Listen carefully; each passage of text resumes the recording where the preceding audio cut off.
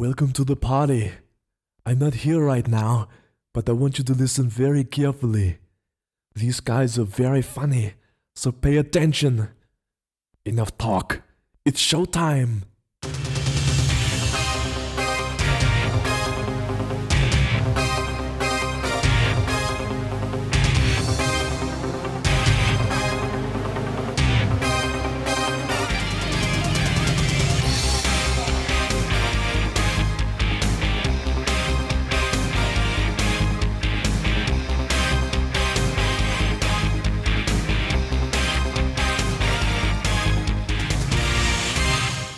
Hello and welcome to Bags of Action. My name's Steve. My co-host is Pete. Hello. This episode we have a special guest. It's Dan Marshall. Very special. He was cracking. This episode we're talking about Die Hard with a Vengeance from 1995. Third in the ongoing saga that's currently 5 films long, I want to say. It In the is. saga of one man's just bad luck. Yeah, so, How many times could it happen to the same guy? 5, John, 5. But potentially 6 if the box office is better and you stop, doing so many straight-to-video Duff movies. I hadn't seen this one in quite a while. I think I've only actually seen it twice before, and I was like, oh, I remember it. And I started watching it, and I'm like, I don't remember that. I'd only seen it once before. Oh, okay. Interesting. So, I think, like, when this came out, right, what's the statute of limitations in the UK? Is it, like, 20 years? What, on spoilers? No, on, like, getting arrested and stuff. Oh, it's probably like 20 years, maybe. Okay, yeah, we're past that. So when it came out, right, I was in high school and I used to sell pirates in school. Okay. And I had this.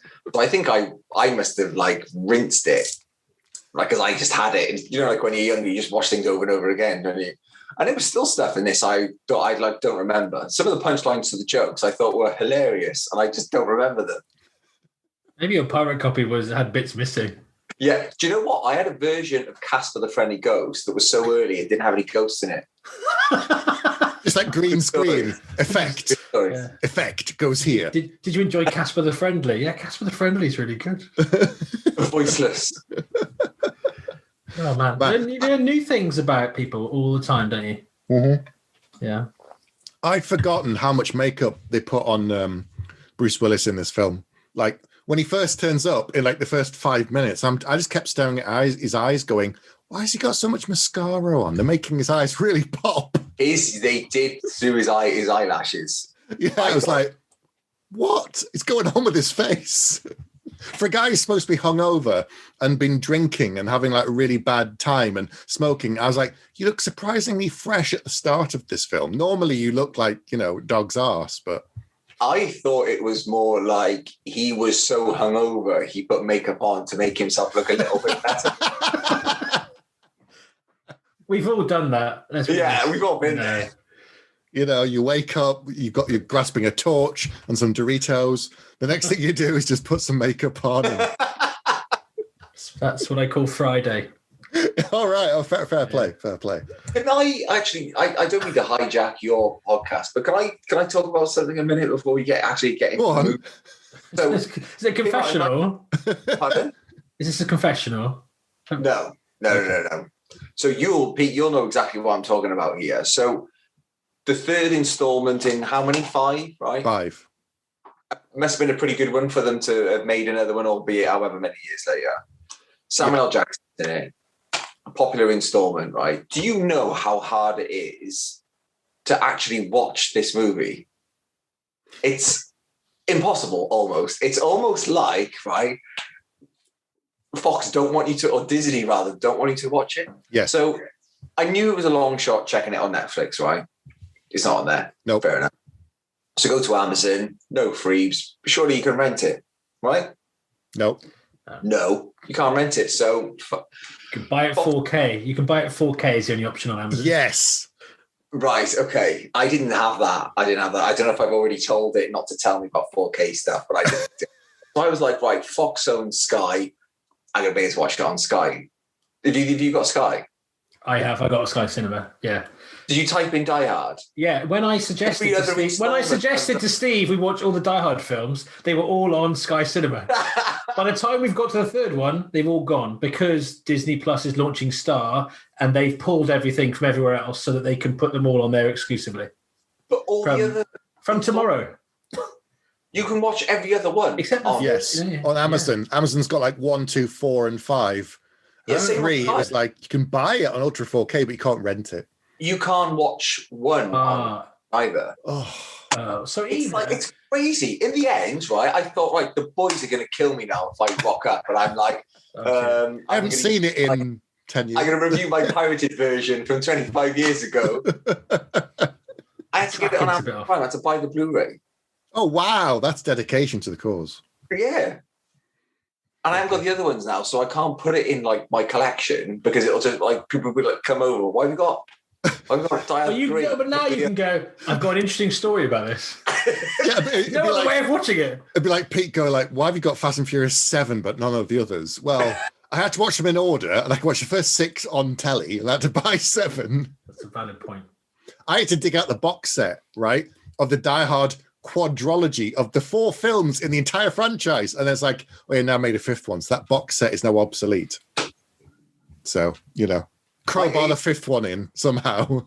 My Alien saga is like that. I've got 1, 2, 3, and 4, and then Prometheus and Covenant. I'm like, I'm not buying them because all again. When they re-released the box sets, the covers are crap. I don't want that. It's a blemish on my otherwise beautiful collection. Then. Yep. I wonder if you solve a series of riddles, you then get to watch the film. Well, who give the answer to? Mr. Amazon. Rupert Murdoch. Bezos, one of his mates. Yeah. John Favreau. John McTiernan from his prison cell. I think he's out now, isn't he? He is out now. Yeah. And it isn't. Go on, Pete. No, on the last episode, I think I wrongfully said that it was for tax evasion because I was what I like to call guessing. Wasn't he going to kill somebody? Wasn't he like conspiracy for murder? He was wiretapping his producer, I think, because he'd fallen out, and it might have been talk. So the FBI came and tapped him on the shoulder and was like, "None of that, mate. Sorry." Nah, bro. It's a shame. He's made some good films. He's made some crackers. Yeah, some crackers. And he comes back for this one. This is the segue. It's true. Did he do the second one? He didn't do the second one. The second one's Rennie Harlin, but then he came back for this third one. Right. Yes. Should we talk about how this film actually came to be? The fact that this is the first one that was sorry.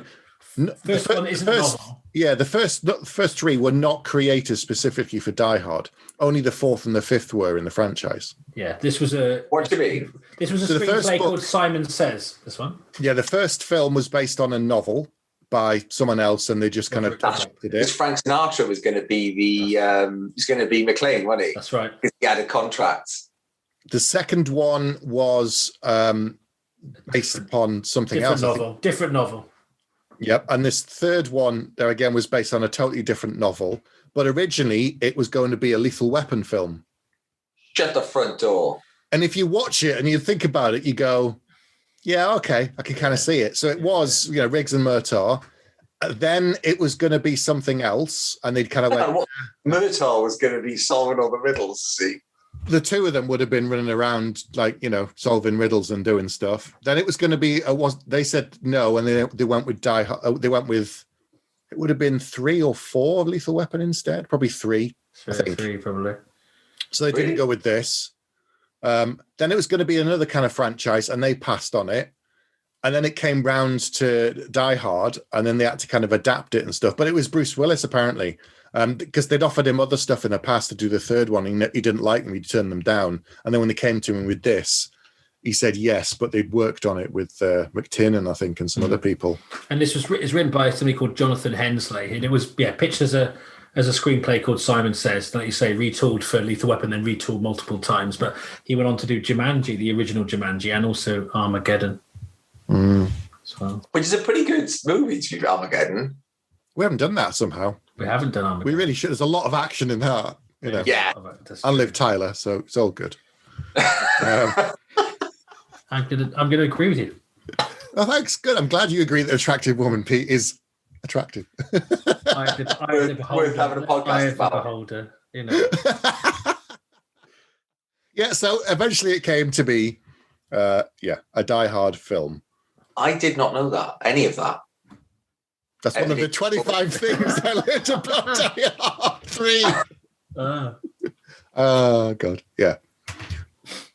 Oh, and also the role of Samuel L. Jackson was originally going to be Lawrence Fishburne. Okay.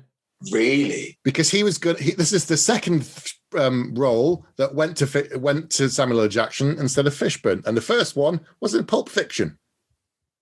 No. Yeah. Of course, there's a Pulp Fiction reference in this movie. Is there? Go on, Pete. He sings the line. He says the line, which is it's sung in the Pulp Fiction soundtrack. But he says, "I've been smoking cigarettes and watching Captain Kangaroo."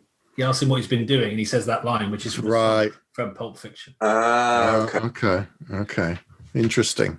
And in my eyes, for the first third of this film, rather than playing John McClane, Bruce Willis is actually playing his character from Last Boy Scout. Because it seems, which is the film he made before this. Yes. And it does, to me, well, obviously, come on to all this, but for me, it's a weird thing that he doesn't seem like John McClane. I don't know if it's because the setup is so different, because you're not in a confined space on his own. He's in an open space with multiple people, or with a partner. Yep. But it almost, the character, I don't know, I don't buy that he's suddenly an alcoholic and hasn't phoned Holly for a year off the back of the first two movies, personally. Or they could have gone, I'm an alcoholic. And then because he's having like dreams about the plane that crashed in the second film, that was kind of his fault. But in here, it's just like... Is it his fault? Well, yeah, he didn't do a very good job with the waving the things, did he? The flares, yeah. Yeah. He gets better than that in this movie. Well, he doesn't kill anybody for the first hour of this film. It's like 53 minutes or something before he actually kills anyone, which is probably why it doesn't feel like a Die Hard film. Sorry, just let's rewind back just a second. I'm guessing you guys have been doing these like in quick succession, the Die Hard movies. We did the first one ages ago, like early days of the show, but we did Die Hard 2 last month, and we're going to do 4 next month. And so is the character development that disjointed that you notice it? Because I was watching it and I was like, this feels like either David Addison or McClane from number 1. I can't watch 2. It's awful. We like to. I'm so sorry. So two is interesting because she's got her own story in it, and at the end it seems like they've kind of reconciled and she's kind of accepted him and all the rest of it. So I thought, things would be a bit better. And then in this one, it's like, we kind of want to reference her, but not actually have her in the film. And I don't even think it's her on the phone. I don't think it's Bonnie Bedalia. I think it's someone else. So they're like, we're just going to reference his wife and his family, but not actually show them because it doesn't need it, does it? Not in this when he's running around New York. But to me, this is brilliant because it's actually become a podcast about about why you don't like psychology of John McClane. Yeah. But it makes more sense to me that he couldn't hold down a relationship. Like if you're like a normal New York cop, right? And you get like embroiled in the thing that happens in Die Hard 1. Yeah. And then you're kind of like, I'm a bit of a super cop, a bit of a badass. I got a drinking problem. Like I smoke way too much. I'm a bit too cool for school. And then you get embroiled. Like the way he offs people in record numbers in that airport, like he clearly doesn't give a fuck. There's something wrong with him. So the fact he couldn't hold down a relationship kind of makes a lot of sense. But it's not, it kind of does. I would be happier if he had split up with her to protect her from the bad luck that keeps happening to him. Because like the first film is about, if you break it right down, it's a story about a guy trying to be reconciled with his wife, and there just happened to be some terrorists and stuff. Really, it's about him going there, finding out she hasn't got his name, and then wanting to get back with her, which happens at the end. If that was a standalone film, the emotional center of that film is the relationship between him and his wife. The second one, he's going to see her again. The third one, she's just on the phone, mate. Is it not like in the first one? Is she just not like the MacGuffin to get him from New York and Los Angeles? And really, the core of that movie is him and the cop. who eats Twinkies. That's the love story, isn't it? Ow. Old pal. Ow. But I don't know any facts about this film, but about the first one, the reason that there are so many well-developed minor characters is because he was still filming Moonlighting and could only do certain days. So whenever Bruce Willis couldn't be on set, they'd write extra scenes for the other characters. Oh, really? Which is why they all feel like they're fully rounded characters, everyone. Yeah, it's like 40-Year-Old Virgin. All the other characters get really good arcs. They kind of cloned stuff in this third one, though, off the first one. Have you noticed? Like, although in the first one, obviously, Hans Gruber hasn't got a fancy bit on the side, everything else is kind of copied. Like in the first one, it's Carl, who has a massive stand-down fight with the chain. And in this one, it's tall, German, angry bloke with a chain and a hook. He has a standout fight with, and he bleeds down one arm, exactly like in the first one. He bleeds down one arm after he's been fighting. There's all these things that can kind of pair and go, okay, yeah, that's a bit of a copy. And I know it's the first time it's in a city and it's in New York and it's different. It's summer rather than Christmas, and they kind of telegraph that, like the first song, "Summer in the City." This is the song we're going to play you because that's where you are, and that's what time of year it is. But this is the thing. So, Steve, going back to your point about almost grafting Die Hard 1 onto this, and what you were saying, Pete, about obviously that this script has gone through the houses and stuff. I think they were just like, do you know what? Like, what do people want? They want Die Hard. We can't do it in the building. What haven't we done before? We've done the airport. Let's do it in the city, because it's like at the very beginning, I don't think it even says Bruce Willis or John McTiernan. Isn't it just like that you see the city and it's just like Die Hard with a vengeance? You know what you're getting. Let's go. And then they blow up half of that street. Yeah, that's like the first couple of seconds. I was thinking, he's unapologetic. And then it just goes. I'm like, wow, that was a bit quick. I was kind of like, good for you. Like, let's not tiptoe around it. No messing around. But how he gets introduced to the film is so weird. Like, they say, it's got to get McClane. You're right. And I'm thinking, all right. And then he just shows up in the back of the van. He's just there, but he's in his vest straight away. Day one, minute one. No, that's because he's come straight from makeup, remember? I really enjoyed it. Like, I couldn't remember like the finer details of it. It was all about all I really held my memory was like the puzzles and the Simon Says stuff. And I loved that you see all this chaos first. They were like, and let's talk about like practical effects as well. Like they blow up like half of that block, or at least, they blow all the dust out. And it makes you think back to like they used to have to close down streets. In the busiest city in the world to film a Bruce Willis blockbuster. Do you know what I mean? Yeah. And then it's like all the cops panicking and stuff. And then it's like, right, McClane. McClane's kind of pre-introduction is them going like, yeah, he's suspended.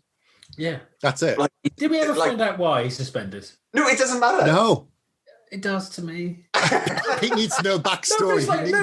If you had 5 years between movies and you go, yeah, he split up with his wife. Why? Oh, we'll tell you near the end. Okay. He's an alcoholic. Why? He just is. Because it worked in that other film he was in. And he's suspended. Why? Because it's an interesting plot point. I don't know. It just because he's super dysfunctional.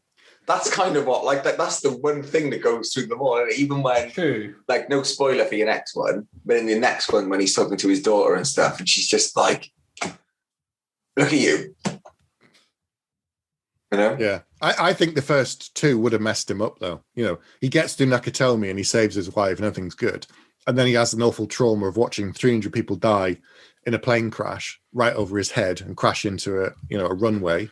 In the second one, he had to kill a load of people, which doesn't seem to bother him. But at the same time, he's gone through like a traumatic event twice in his life. So the fact that he's an alcoholic doesn't surprise me. The fact that he can't hold down a relationship with his wife doesn't surprise me. And he's got a steady job. And he's got yippee-ki-yay Tourette's as well. How many times does he say it in this film? He says it at the end, in both endings versions. Oh, yeah. The phrase that's used the most in this film, and if you do ever watch it again, it should be a drinking game. Every time someone says about sticking something up their arse, take a drink. Because every line almost is like, well, you can stick that up your arse, you can stick it up your arse. Every police person in this film, every time someone says anything, they go, well, you can stick that up your arse. It's like through the whole film. Very nice. I hope I watched the right version. As you said, it was hard to come by. Hardest. Pete, In fact, isn't that like the first time that like McClane and Zeus connect? Is because where Zeus says to Simon, "You stick your well laid plans up your well made ass."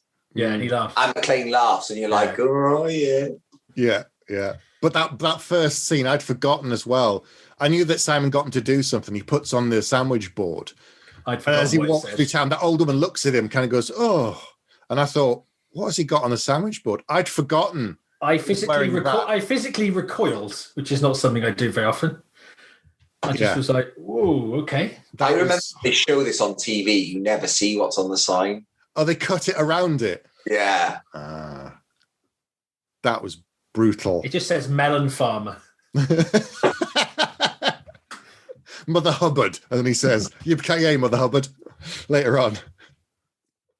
For no reason, just cause. Oh, yeah, that was harsh, though. That was harsh. I love Samuel L. Jackson's, or Zeus's characters, how you meet him and what he's like with those kids.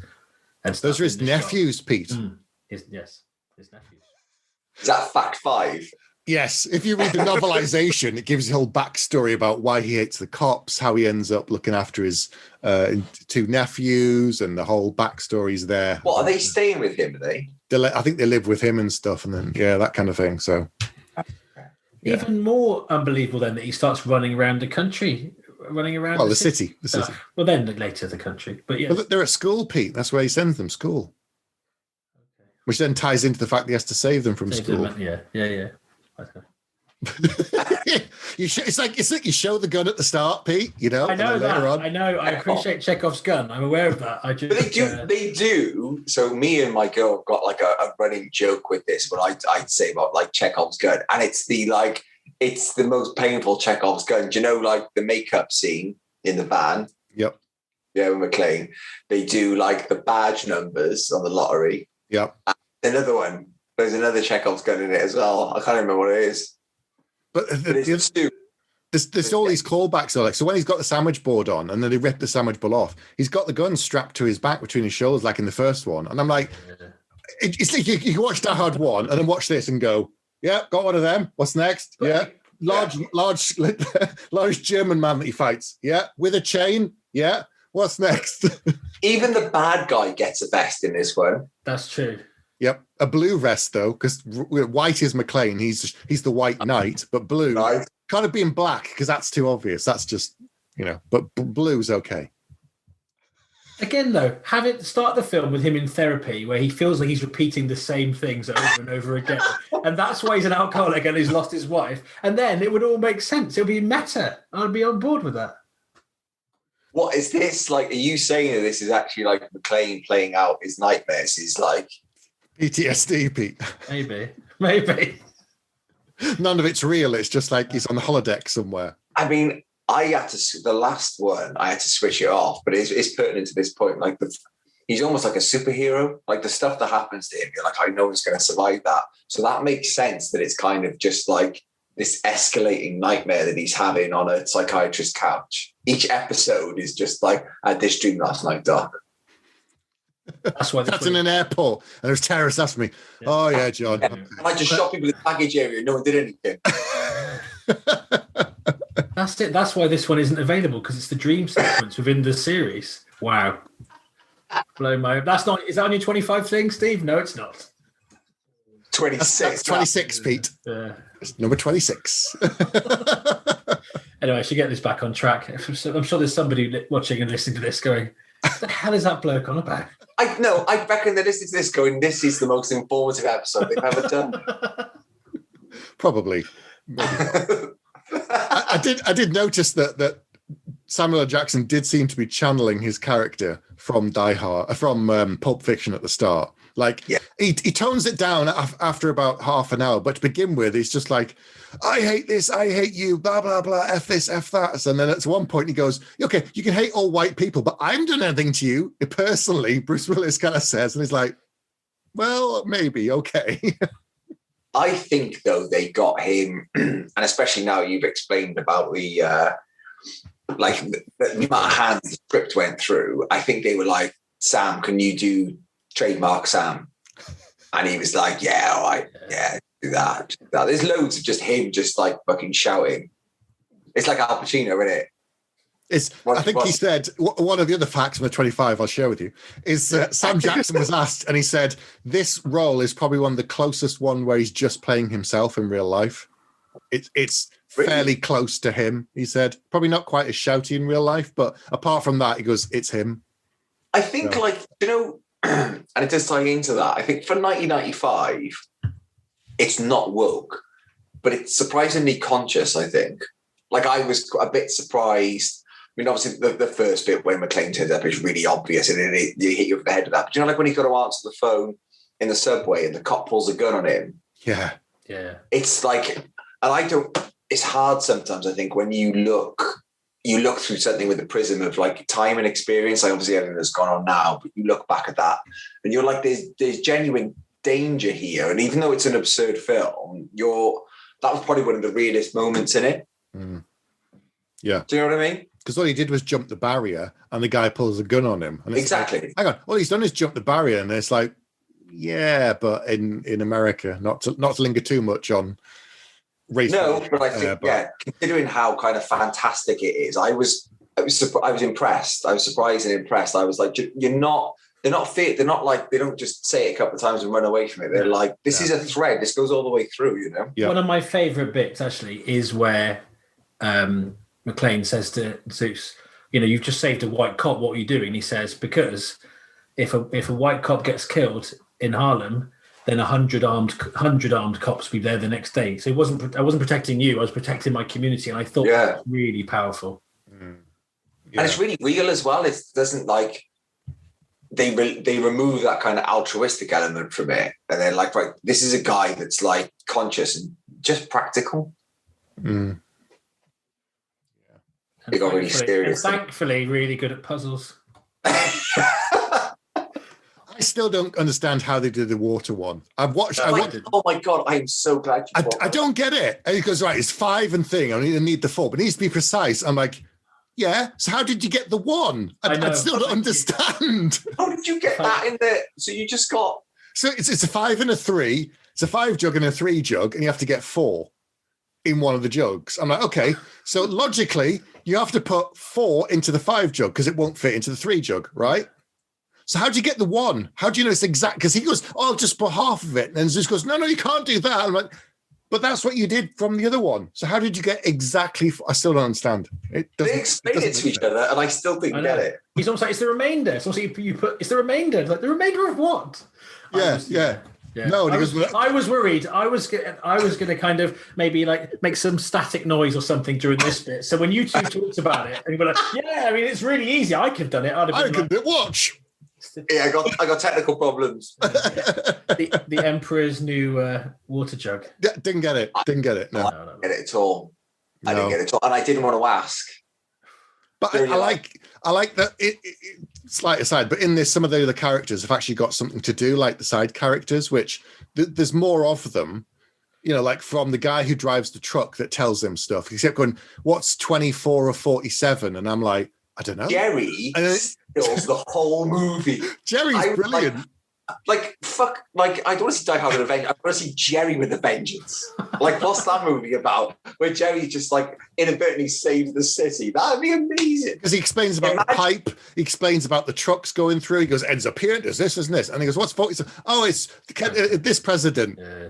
Oh, brilliant. That gets them to the school. That gets them to the bomb. That gets them to the kids. Imagine a movie, right? And it starts off with it's still exactly the same. Jerry with a vengeance.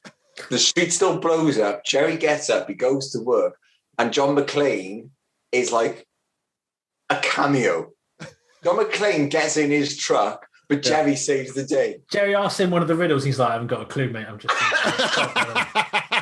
well over my head. And he's just there with 2 jugs. He's still there with the jugs trying to work it out. And Jerry's like, well, it's obvious. You take the 4 and the 3, and then you put the 5 in the 1 and the 2, and it comes out as that. And the remainder. Okay. And Jerry does tie in both the other films where there is usually a blue-collar worker that knows much more than everyone else, because that's a little bit lost in this film. You haven't got the white-collar, blue-collar thing, which runs through the first 2. Where everyone incompetent or not very nice is a white collar person, and everyone who saves the day is blue collar. But it's not so It's not so obvious in this one. No, but there's a lot of kind of where the villains, he knows everybody. Like when he goes, "Oh, is so-and-so still chewing on his sunglasses to try and make himself look macho?" And the guy's like, he's got everyone's number. He goes, "Say hello, Mike." "Hello." "Hey." It's a tough act to follow for Jeremy Irons, I think, playing Gruber's brother and having like the worst haircut I've ever seen. That's very similar to the hair I had around 1995 when I had some. Was it bleached blonde? I did. I had frosted tips. Yeah, I had frosted tips. I want to see photos. I don't think that's just before the invention of. This is like me with the camera phone. There were like 2 photos of me with hair down to here. Yeah, and the rest have been destroyed for the sake of the children. Ditto. There's no pictures of me with a flat top or with shoulder length hair or with my number 1 undercut ponytail. I basically look like Pat Sharp with black hair because my hair's so thick. Wow. Hang on, sorry. Stop. Pete, you used to have frosted tips, and Steve, you had a proper mullet. Well, I attempted to grow a ponytail, but because my hair's so thick, it just went out and then down. So I look like Pat Sharp. You grew a black whole hair. Pony. I could tie it back in a proper ponytail. Yeah, I used to wear mine in a ponytail with a number 1 undercut, and I look like I should be working on the waltzers. Nice. Maybe if you want to go faster. We've lost anybody who was listening who gave a shit. About 20 minutes ago. Does anyone else think that as soon as he said he wants you, McClane, and he speaks with a German accent, that rather than go, I don't know who it could be, and I know this German, he could have gone, hang on a second, the biggest thing that ever happened in my life involved a group of Germans. True. Yeah. You would have thought something would have clicked somewhere. Like I thought Samuel L. Jackson was going to get it. He was going to go, I've solved this riddle. Gruber for life, you fucking bellend. But he goes to him, so who are you? What have you done? What's this thing they keep talking about? And he actually says, oh, there's this thing in LA and a guy. I know. And then he goes, oh, all right. It's just like... he looks wistfully off in the distance because secretly he knows he's on a psychiatrist's couch and it's all just his subconscious. None of it's real. It's such a shift though, because in the second one, I guess maybe it's only been 2 years and like the news cycle has moved on 5 more years now, but everyone knows about it. He's like a celebrity because of it. But yeah. But isn't it? I tell you what, right now, and I never thought this. I'm not going to pretend I was like the subtext. But now you've said that, what's really interesting is the way that they kind of treat McClane after all the shit he's done, and I bet he's just like subordinate, turns up late, always phoning in sick. When he is there, he stinks of booze. I'm sure he's a pain in the ass. Yep. But the fact they treat him like a leper in it, he's just a problem. Mm-hmm. Like no one's like that awesome thing that guy did. Like he's just, is he still a detective in this? Yeah. It's not like they promoted him. Do you know what I mean? Saving the world twice. Yeah. You'd think at least he'd have a job in the FBI.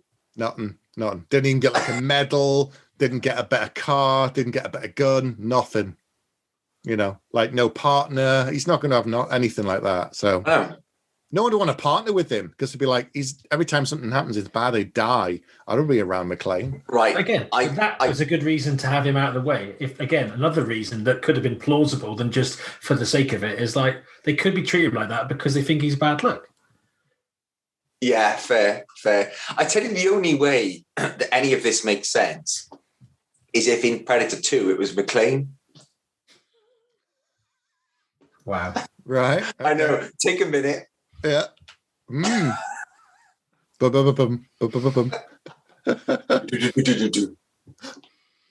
So here's another exciting fact for you that you didn't want to know. When they rob the gold reserve in New York, and it's all like, oh, there's this much gold, and it's more than Fort Knox and all the rest of it. When they wrote the screenplay, the guy who wrote the screenplay then got questioned by the FBI because he got too much of it right. Like there was like, how did you know about this much and how did you know about that much? And he was like, because I read it 5 years ago in a, I think it was like a New York Times article about the reserve that came out. And so because of that, that's what he based the facts on, like the fact that you have gold from specific countries in that building, in that thing.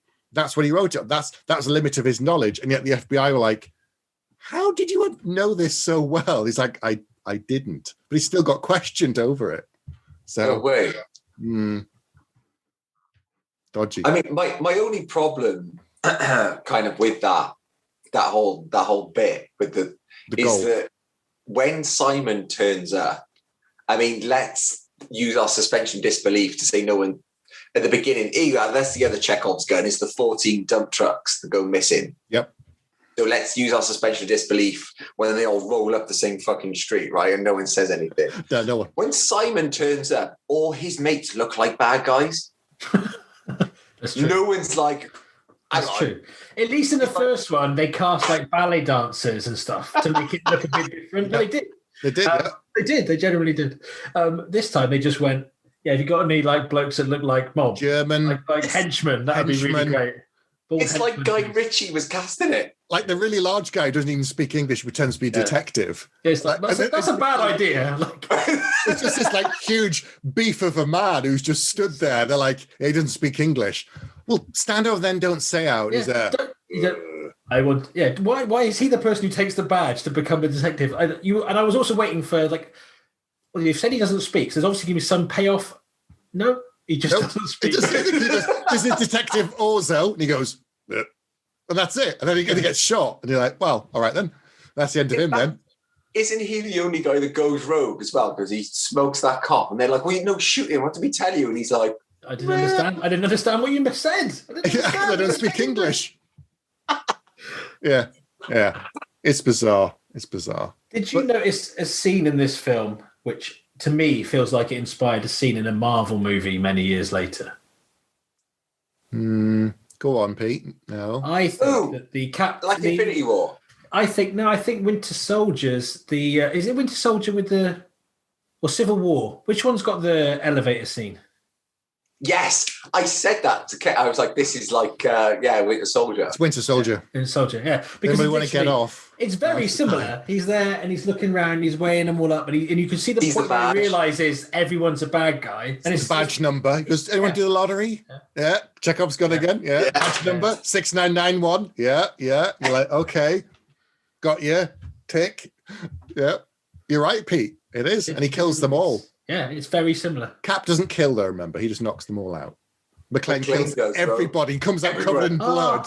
That's what they've really pulled this film. They go, if everyone sees this on Disney Plus, they're going to realise that we nicked this from that film. So we want everyone to watch Disney. So we want everyone to watch Caps. Just from 26 years ago, that's where we stole it from. Yeah. Imagine to legitimise it, they introduce McClane into the MCU as the elevator trainer. Yeah.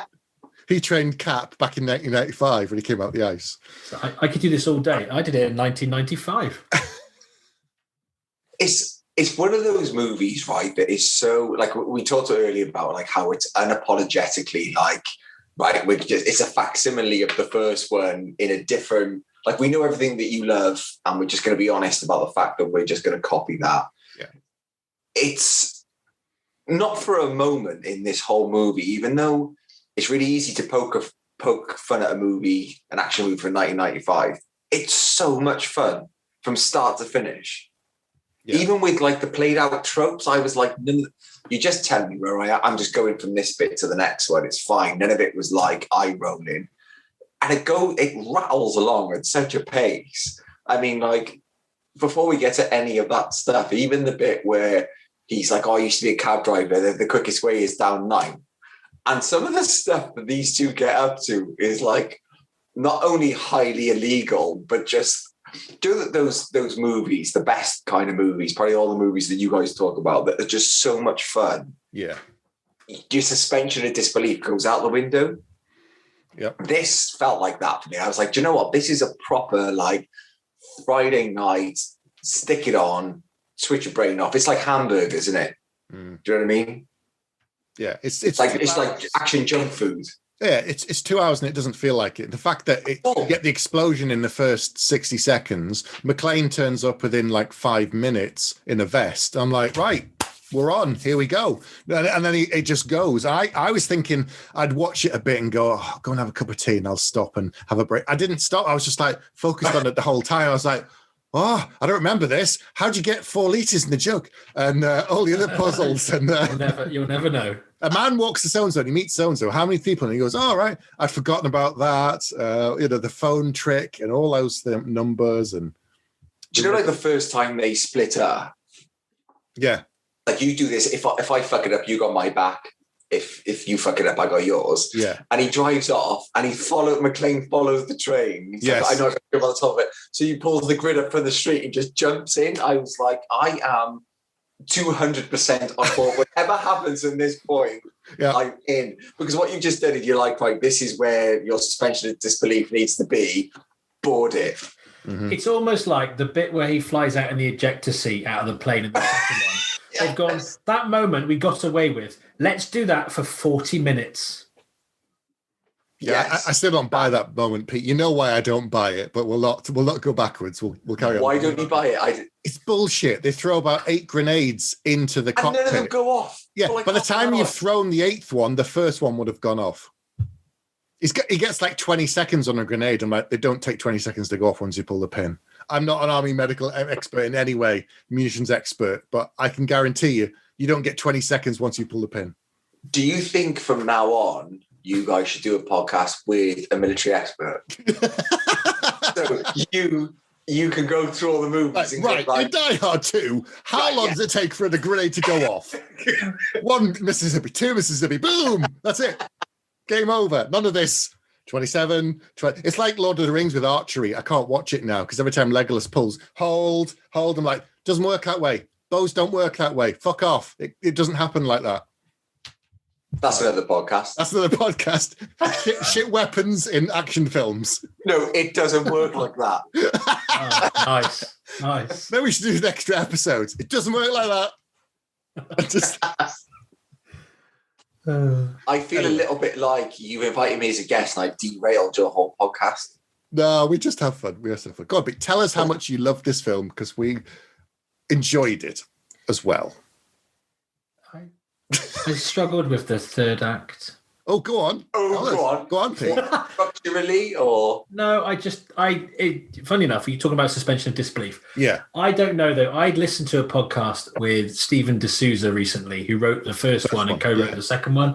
And he was talking about how one man in a confined space is the premise of Die Hard, and that's all it should be. So I think I went into it a little bit overly analytical. Appreciate we were doing a podcast about it, but I don't know. It just got more. The last sort of half an hour just seemed to get more and more ridiculous. When he flies out of the pipe up into the air, that was brilliant. That was like Wile E. Coyote. That was. Yeah. But at that point, I was on such a high about Jerry. Anything they could. Yeah. Sorry. The crane bit was nonsense as well. Because Zeus goes, "Yeah, I can jump," and I'm like, no, you can't. And then they swing anyway. The Zeus actually goes, yeah, I'm glad I didn't jump. It's like, you would have died. I mean, once you start picking at it, and I did it, Pete, sorry. I'm stoling this point off you now. But I mean, like the third act, you know, like when they're getting shot at, I'm looking at all the holes in the headrest of the car and I'm like, I'm sure that BMW headrests aren't made of Kevlar. So if it went in there, but I didn't care because Jerry. Sorry, Pete, what were you saying? It's all right. No, it's just, it's weird because I think if it was a standalone movie about these two guys, one was a cop, one was a locksmith. Was he a locksmith? Locksmith, yep. Yeah. Then I would have been fine. And I think it's because I think McLean. The first film is it's not believable, but it's almost believable. The second film is slightly less believable. But I think to me, it's gone so much more over. It's the reason I don't watch the Fast and the Furious films. You see, like, they're driving a tank out of a plane or whatever. Actually, that's the 18P. But no, it's a car with a grappling hook swinging across a canyon. That's Fast and Furious. They still do it in Fast and Furious, don't they? Parachute cars out of the plane. I think probably. So. You're not a million miles away, Pete. Yeah, but I don't know. You couldn't buy into the premise properly. It was weird. I think my memory of the film was all about the two of them, kind of buddy cop kind of vibe, and puzzles, and there are some clever things in it. The fact that they did like the water. Well, yeah, that's so clever. It's so clever, no one gets it. Yeah, but I think the fact that they chose a place with no schools. The fact that they're actually targeting a place with no schools. So when they send all the police out of schools, that is genius to me. Yes, actually, yeah, fair shout. Good. And there are other bits that are really clever. But I think now watching it, I'm like, Jeremy Irons is kind of overacting, and it's kind of I don't really like it. He sounds like Duolingo German, doesn't he? Mm-hmm. Yeah. For sure. And I don't know. I think because I think when I watched it the first time, I was probably washed along with the whole adventure. But I don't know. Again, maybe it's just because we're doing it for the show, or I've been. I just wasn't in a very good mood.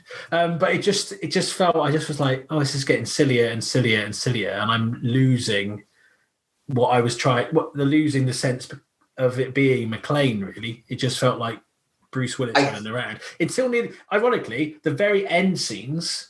He actually seems like McClane again. Some of the lines that he says and the way that he holds himself and stuff. It just, I don't know. It's. I don't want to be the downer of the show. No, I don't think it is a downer though. I think like in an odd way. I like personally. I think you smacked like the lifeline of the Die Hard movies. They're that thing, aren't they? Where you're like, right, I have to watch this and not think, because the second I do, it kind of all starts to fall apart a bit. Yeah. And I think it Die Hard movies for me anyway, like they're all about charm. And I think it's why I don't like the second one, because the second one's not charming. I think the second one takes itself a bit too seriously, but you can't be serious in that absurd thing, especially like, again, that thing that like you look through the prism of present day, you look back, like the fucking security measures of an airport are ridiculous. Like he offs 2 people in the baggage bit, and the other cops are like, "Oh, well, he's a New York cop." And I'm like, "All right, hang on, this has just got bureaucratic red tape all over it." We can only take a small thing of shampoo now. That's how much things have changed. But I think you watch Die Hard with a Vengeance, and it's that thing, Pete. You know, like if you're watching it and you're not in the right mind, you're like, this is fucking stupid. This is fucking stupid. This is ridiculous. And it's not what they're about. I mean, the fact that in the 4th one, he skids and turns that car into a plane.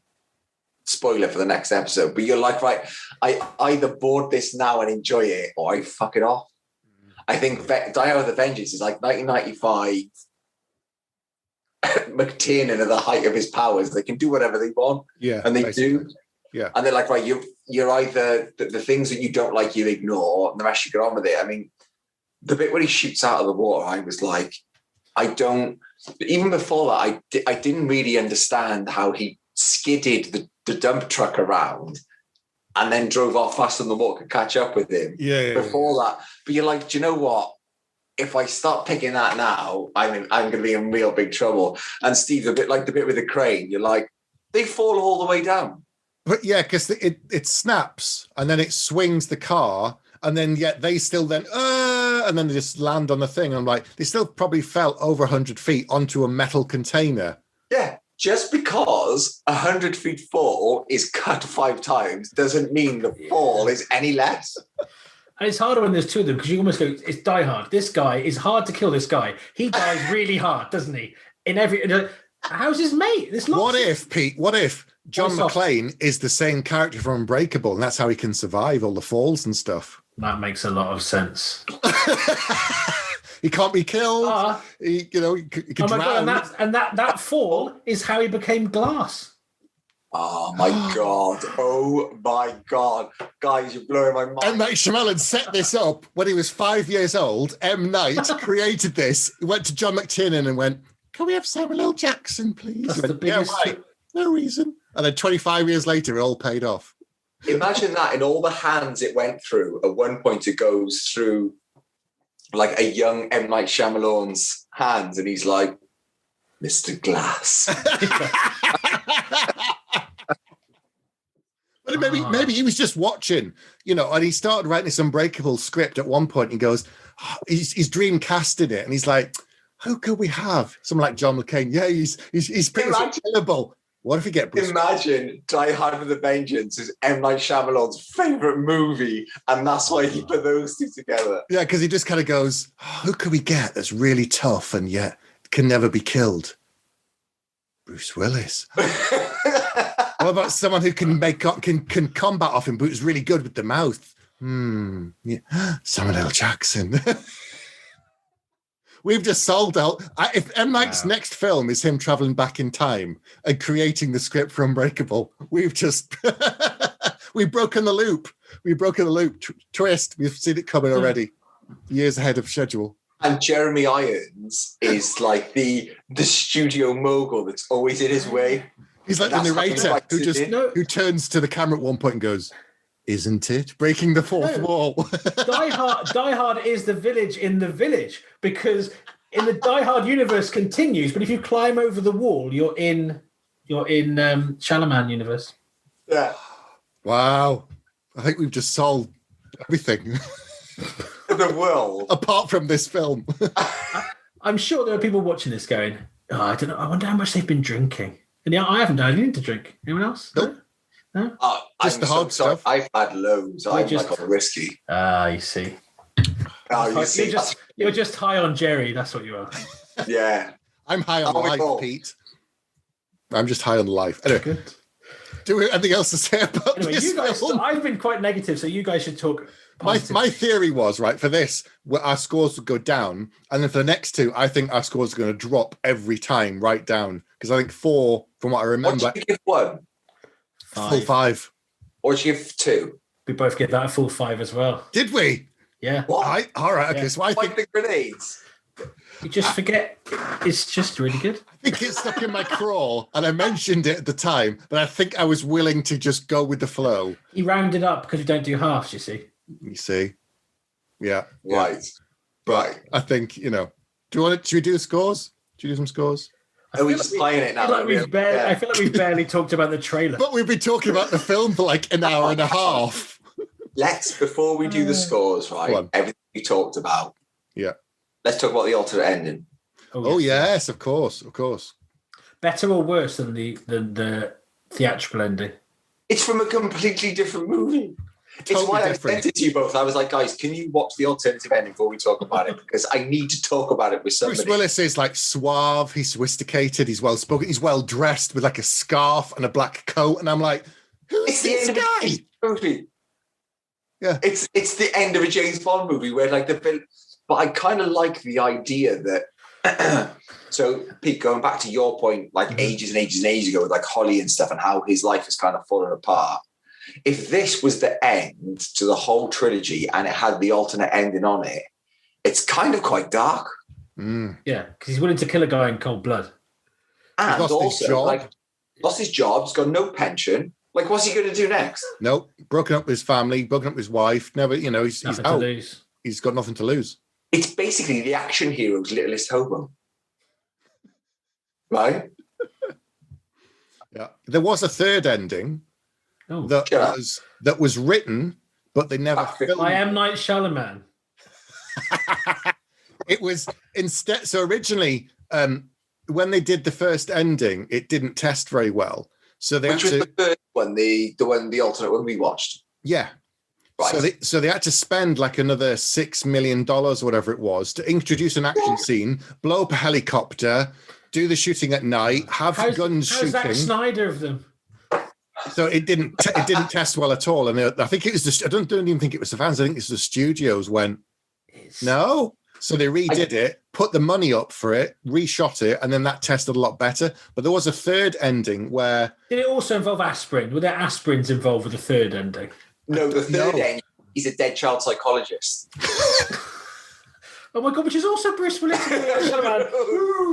Yeah. It was something not as very good. It was something to do with all the guys getting in the contain, all the different guys saying you're going to be a cop and you're going to be a priest and this, that, and that. It was something to do with them going off, and then like people. Jeremy Irons getting in a helicopter and going off, and Bruce Willis is like chasing after him and he gets away or something. And they went, nah, they didn't even shoot it. They just wrote it and went, no, do better. And then they made the dark ending, and then they tested that with the right. That one came first, then the James Bond one was second. I think the James Bond one was first, wasn't it? Oh right, okay, sorry. And then they went, nah, it's too dark. We might do some more of these. And then they made the helicopter ending. I found you because I worked out where this prescription on this jar from this of aspirin. That was where the prescription was lodged. What a crock of shit. Sorry. Totally fits in with Wile E. Coyote McClane, doesn't it? Yeah.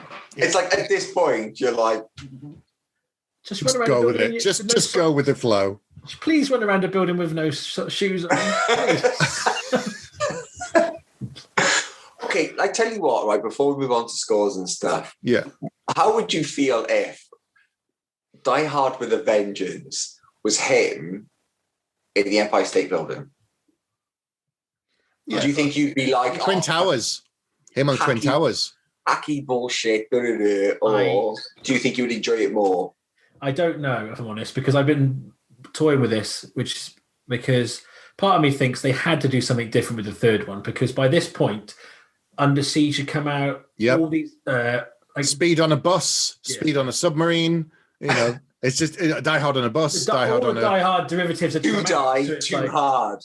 Yep, they've done so many. So they had to shift gears. I don't think it's as much about the change of location. It's just about it just got a bit too silly. That's all I can really explain it. Which I don't mind if it's in going into something cold that is like that. You go, okay, I love the film we should definitely cover called The Chase, which I absolutely can't tell you how much I like or don't like because that would spoil it. I absolutely am indifferent. I am absolutely indifferent to that film. but that tonally has just got its own thing, and you're like, okay, that's the tone. Right. Whereas I just think, I don't know. It's just, and again, maybe it's just because we've watched the second one straight into the third one. It just feels a bit like you don't have to turn it up to 11. It could be a bit smaller. But that's. I think because I watched this cold and I watched Die Hard 2 over Christmas because Die Hard 1 you couldn't fucking watch anywhere. Yeah. I loved it because of its silliness. Mm. So it was endearing to me because it was silly. Like I watched the Rock film Skyscraper, is it recently? Yeah. Oh yeah. And that's kind of Tower Inferno meets Die Hard, really. That's basically what it is. And I was thinking if they'd done it in another building and made it a bit different, it might have been okay. Speed 2 on a boat was originally McClane goes on holiday on a cruise ship. Is that number? What number is that? What number point is that? Like 25. Let's say it's 25 because I'm bored now of myself. So originally, and Willis went, nah, pass. So then it ended up being Speed 2, and it wasn't even, Keanu. It was Jason Patrick, yeah. Yeah. I don't know. I saw the second Speed in the cinema. They had to do something different. I think by the time they got this point, Willis just kept passing on stuff because it was too much the same. Like, what if it's a slightly different building? And he went, nah. What about in a submarine? Been done. Bus? No. Who's going to watch a bus? And then it's just like, well... What's the one where he's in the house? Is it Hostage where he's in the house? Yes. Trapped in a house. See, that would have worked as a Die Hard film. He's trapped in a house. It's a bit... I like that movie. It's all right. All right. Well, whatever he's doing back then, he's doing certainly better than the things he seems to be doing now. Oh, God, what's he doing? He did like a Die Hard advert, didn't he, for a chemist shop or something. It was something really bad. He's just getting Die Hard batteries. It was Die Hard batteries, wasn't it, or something? Oh, Lord. Yeah. It was... It's weird, I think, because he didn't do the third Expendables film because he wanted more money. Yes. They got Harrison Ford because he was cheaper, apparently. And better. And better. But then ever since then, everyone's gone, we don't really want him. And but it frustrates me from Die Hard, but it frustrates me more from the actor that was in Pulp Fiction, the actor that was in Sixth Sense, more like things like 12 Monkeys. An actor that's capable of delivering something like 12 Monkeys is now though Bruce Willis is like in... Have you ever heard like Kevin, I know it's Kevin Smith. You heard Kevin Smith talk about his experience with Bruce Willis on Cop Out. Yeah, Cop Out. Yeah. But have you heard him talk about Bruce Willis to who was the guy that did Looper? Ryan Johnson. Right. No, I'm not sure. Who was the guy that did Looper? Yeah, it is Ryan Johnson. I think it is Ryan Johnson. Yeah. Okay. Yeah. Have you heard those two talk about Bruce Willis together? No. Bruce Willis talks about, Kevin Smith talks about his experience of Bruce Willis, and Johnson is like, I'm not saying that any of that is untrue. That's not my experience. And I just think with Bruce Willis, at some point he was like, right, I'm Bruce Willis, registered trademark, and he acted a certain way. And I get the impression with him, unless you're like Bruce, stop being a fucking C word. I don't know if you can swear in the podcast, but I just dropped the F bomb as well. So we've always said fuck 5 times. I know. Unless you're like, stop being a fucking massive cunt. He doesn't really respect you and he does whatever he wants. It's almost like, I get the impression of Bruce Willis. He rocks up, and unless you're like, stop being a fucking dick, there's 150 people here waiting for you to turn up on time. He's just like, I'm just going to phone it in. It's sad. It makes me sad when somebody was that talented. But I think like you get someone like Shyamalan that's like, right, this is my vision, like do that. And I think he's really good. I haven't seen Glass, I've got to go and watch Glass. Oh, that's good. So good. It's really divisive though, Pete, isn't it? Yeah. Okay. All right. Well, no spoilers for me, but I'm looking forward. I need to hunt it down. Actually, I need to see if I can get it off Netflix or Amazon or something. Yeah, I don't think it's... Or borrow someone's Blu-ray and their Blu-ray player. That's commitment. That is commitment. Yeah. I think Glass is a completely different episode. Okay. Right, let's do some scores because we're running out of the clock again. Running down. We've been talking for 2 fucking hours. That's almost as long as the film. Yeah. But not quite as fun. Shut up, you idiots. It's time to give a score. Do it. Do it now. All right. I'm going to go first. Yeah, that's probably a good idea. Because I know Pete will be like, wait, why me? Or is it always me? So 1 to 5, 5 being the max and no half bags. I enjoyed this. I wasn't looking at the clock. I thought it was fun. There was some silliness, but I kind of got over it. I was swept along. I was never bored watching this, and I never wanted to turn off and go make a cup of tea and come back. There's bits that I'd forgotten. It was funnier than I'd remembered. I like characters like Graham Greene gets to do stuff with the school. There's a guy who does the bombs. He gets to have a cool moment with the fact that he's willing to sacrifice himself to save the day. I like that kind of little thing. He is way too laissez-faire about bombs, by the way. Oh, yeah. He's way like, oh, look at this, boom. And they're like, you psycho. And he blew up the chair and killed him at the police station. If it's your day job, at some point, it just becomes as boring as anything else. I would have just shat myself if someone just done that near me and just been on the floor going, Anyway, he was good. I enjoyed that character. It's good, but I don't think it's as good as 1. And given that we gave 1 full marks, I'm going to give this 4 out of 5. All right, Pete. Hello. You go. I think this is a good action movie, but it doesn't have the Die Hard magic for me. And the more I think about it, I don't think it's just confine the guy into one space, because that would have got boring. But if you'd had Holly in this, if you'd had the journalist in this, and if you'd had a little bit more kind of helping lots of different like blue collar people helping him out, it would have felt more attuned to the others. I just struggled, as I've said quite a lot for the last however many hours, with I like the relationship between Zeus and McClane a lot. And I think having somebody who's as strong a character as him was good, because in most of the films, he's on his own and they're like kind of bit parts around him. So I thought that was good.